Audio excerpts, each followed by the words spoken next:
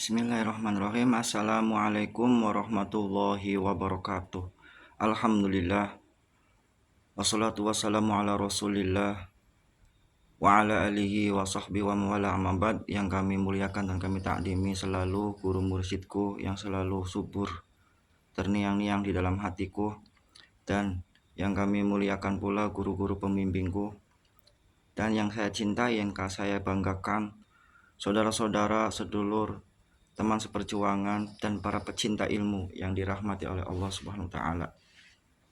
Pada malam kali hari ini, sebelum kita akan membahas pada pembahasan ini, izin dengan rasa rendah hati untuk kedermawanan pecinta ilmu untuk meng-like dan meng-subscribe acara ini, acara di channel Ahmad Zaki Sena, dalam pembahasan ilmu tasawuf, jati diri, dan ilmu spiritual, agar kita selalu terhubung selama-lamanya. Pada pembahasan malam hari ini, saya akan mengambil tema, yaitu hubungan keterikatan yang sangat dekat antara iman kepada Allah dan iman kepada hari akhir atau hari kiamat. Apa rahasianya, hubungannya? Kita simak dengan baik-baik. Kami akan mengambil suatu hadis, yang hadis ini dari Bukhari wal Muslim, yang berbunyi Bismillahirrahmanirrahim. Man kana yu'minu billahi wal yaumil akhir falyaqul khairan aw liyasmut aw yu'di jarahu aw falyukrim dhaifahu. Siapa orangnya yang beriman kepada Allah dan hari akhir, maka berkatalah yang baik, atau kalau tidak bisa, diam. Man kana yu'minu billahi wal yaumil akhir, siapa yang beriman kepada Allah dan hari akhir, yu'di jarahu, maka muliakan atau hormatilah tetangganya, atau berbuat baiklah kepada tetangganya. Kalimat yang tepatnya berbuat baiklah kepada tetangganya. Pun pula dilanjutkan, man kana yu'minu billahi wal yaumil akhir falyukrim dhaifahu. Siapa orangnya yang beriman kepada Allah dan hari akhir, falyukrim dhaifahu, maka hormatilah tamunya. Sebenarnya 3 contoh ini adalah suatu perwakilan agar kita berbuat baik sesamanya, berbuat baik secara hubungan horizontal kepada sesama makhluk Allah. Ya, jadi perwakilan yang pertama itu falyakul khairan aw liyasmut, agar mulut kita jangan sampai menyakiti, jangan sampai melukai hati, jangan sampai membuat kerusakan, jangan sampai membuat permusuhan, jangan sampai membuat yang bisa menimbulkan suatu permasalahan yang lain-lainnya. Yu'di jarahu, karena kita itu adalah makhluk sosial, makhluk yang bermasyarakat. Di sekeliling kita itu ada tetangga-tetangga kita, maka kita harus berbuat baik dengan sesamanya agar terjadilah suatu hubungan yang harmonis, penuh dengan kasih sayang, penuh dengan saling ta'awun, tolong menolong. Terus falyukrim dhaifahu, menghormati tamu. Menghormati tamu bisa jadi tamu yang ada di rumah kita, datang di rumah kita, atau tamu yang datang di tempat kerja kita, tamu yang datang dalam tempat perjalanan kita. Kita pun harus menghormati tamu atau menghormati sesama yang lainnya yang menjumpai kita, yang berhadapan dengan kita. Tapi semua itu tidak akan terlaksana, tidak akan kita lakukan, tidak mampu kita kerjakan kalau kita tadi tidak beriman kepada Allah dan hari akhir. Makanya siapa orang yang benar-benar percaya pada Allah dan hari akhir bisa mengamalkan itu. Kalau tidak bisa, berarti tidak benar mengimani kepada Allah dan mengimani kepada hari akhir. Bagaimana kolerasinya atau hubungannya?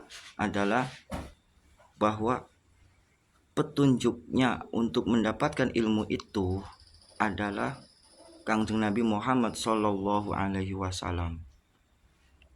Sebagaimana Kangjeng Nabi Muhammadnya itu sudah tidak ada atau sudah wafat, ya, sudah wafat, kan melalui petunjuk-petunjuknya, keilmuannya, perpanduan pada Al-Quran dan hadis, dan juga para pewaris-pewarisnya, pewaris Anbiya. Al-ulama warasatul Anbiya. Ulama itu adalah yang mewarisi nabi, para nabi. Mewarisi apa? Mewarisi ilmunya, mewarisi akhlaknya, mewarisi ibadahnya, dan pula mewarisi makom luhurnya atau makom ikhlasnya. Jadi dalam kisahnya itu Nabi Muhammad SAW pada saat itu mau meninggal, mau wafat, itu teringatnya ummati, ummati, ummati. Bagaimana keadaan umatku setelah saya meninggal? Dijawab oleh malaikat Jibril, tenang ya Rasulullah. Nanti setelah peninggalanmu akan Allah utus pewaris-pewarismu yang akan membimbing umatmu, yang akan mengatur umatmu, yang akan menuntun umatmu. Siapa? Yaitu tadi al-ulama warasatul anbiya. Nah, dengan petunjuk itu, maka kita bisa untuk mengenal Allah melalui hari kiamat. Hari kiamat. Oke, saya akan mengambil penjelasan dari yang saya jelaskan ini di dalam surat Al-Ahzab yang sering kita gunakan dalil pada saat kita acara Maulid Nabi Muhammad SAW yang berbunyi Bismillahirrahmanirrahim. Laqad kana lakum fi Rasulillahi uswatun hasanah liman kana yarjullaha wal yawmal akhir wa dzakarallaha katsira. Nah, kalimat yang pertama itu laqad kana lakum fi Rasulillahi uswatun hasanah. Sesungguhnya sudah ada contoh yang baik pada diri Nabi Muhammad SAW. Contoh yang apa? Contoh dari akhlaknya, contoh dari ilmunya, contoh dari segala-galanya, agar kita memahami sejarah, akhlak, dan ciri-cirinya Kangjeng Nabi Muhammad dan kedudukannya, makom-makom yang luhurnya di sisi Allah Subhanahu wa Ta'ala. Karena itu adalah kuncinya. Miftahullah, ya, miftahul ma'rifatullah, kuncinya makrifat pada Allah melalui Kanjeng Nabi Muhammad SAW, dan pula kepada pewaris-pewarisnya, pada pewaris-pewarisnya yang ahlinya, yang ahlinya. Hanya di dalam hadis fas'alu ahla dzikri in kuntum la ta'lamun. Bertanyalah kepada yang ahlinya apabila kamu tidak tahu. Maka setelah dari petunjuknya itu, dari ulama yang khawas, dari ulama yang khusus, yang benar-benar memperbaharui iman jiwa kita, itu kita proses yang selanjutnya, tahapannya itu adalah tahapan agar kita bisa mengimani kiamat. Bisa mengimani kiamat.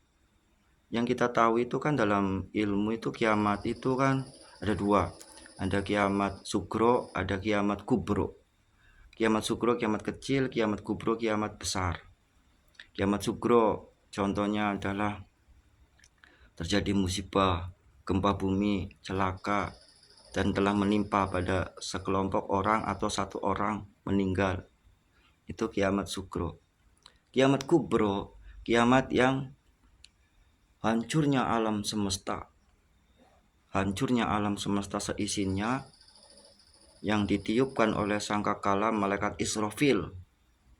Itu yang kita pahami, dan itu namanya kiamat kubro, kiamat besar. Tapi yang saya maksud di sini adalah kiamat hakikat, kiamat mengiamatkan diri kita, mengiamatkan hawa nafsu kita, mengiamatkan keegoan kita. Karena kita kan tidak tahu seberapa lama umur kita.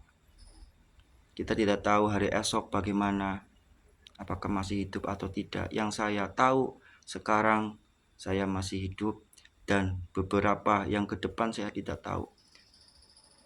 Nah, karena tidak tahunya itulah berarti kita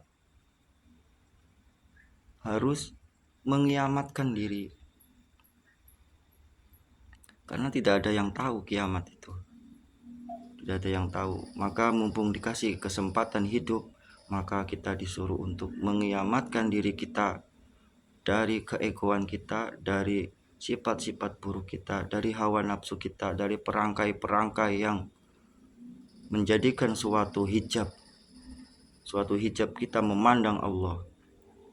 Sesungguhnya kalau menurut ahli tasawuf, ahli sufi, Allah itu jelas. Allah itu sangat jelas. Yang sebenarnya yang tidak jelas itu, yang samar itu adalah makhluk. Selain Allah itu adalah sirna, fana, hancur. Tapi kenapa merasa nyata pada diri kita? Karena kitanya itu dalam pandangannya itu masih memiliki hijab-hijab hawa nafsu, maksiat, dosa-dosa yang menutupi sehingga kita tidak bisa memandang Allah dengan jelas, dengan hak. Maka dengan petunjuk daripada pewaris Nabi, dengan petunjuk pada Nabi dan pewaris-pewarisnya, maka kita dibimbing untuk bisa mengiamatkan diri. Tiada lain, tiada bukan, alatnya itu adalah zikir untuk mengiamatkan diri, untuk melawan hawa nafsu kita, untuk membentengi dari godaan hawa nafsu kita. Zikir, azikru hasni, man qala zikir,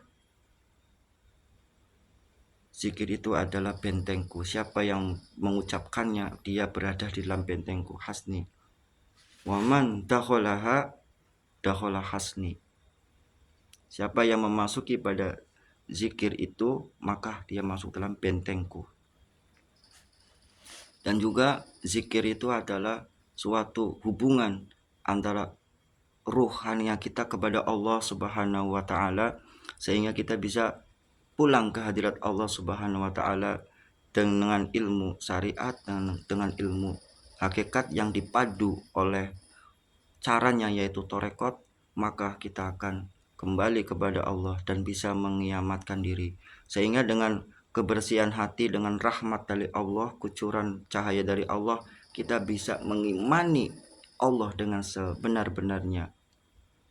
Ya ayyuhalladzina amanu taqullah haqqa tuqatihi wala tamutunna illa wa antum muslimun. Hai orang-orang yang beriman, bertakwalah kepada Allah dengan sebenar-benarnya takwa. Janganlah kalian mati sebelum kamu pasrah, sebelum kamu bisa pulang dengan kerelaan kepada Allah, melepaskan hawa nafsu kita, keegoan kita, keberadaan kita, keterikatan, kemelekatan makhluk yang ada dalam diri kita, sehingga kita lepas tanpa keberadaan apapun, dengan kosong kita pulang dengan ruhania kita menuju Allah Subhanahu wa taala. Setelah demikian kita mengimani Allah, maka wujudkanlah kebenaran iman kita itu untuk beramal soleh yang tadi, fal yakul khairan aw liyasmut aw yu'dzi jarahu dan fal yakrum dhaifahu. Itu adalah perwakilan. 3 perwakilan itu apabila sudah benar, berarti yang lainnya pun akan benar, akan diridhoi oleh Allah, akan berbuat sesuai dengan amal soleh yang hanya dalam pandangannya itu tujuannya mengharap ridho Allah Subhanahu wa ta'ala. Semoga ada manfaatnya penjelasan dari kami. Mohon maaf atas segala kekurangannya. Wallahu muwaffiq ila aqwamit thoriq. Wassalamualaikum warahmatullahi taala wabarakatuh.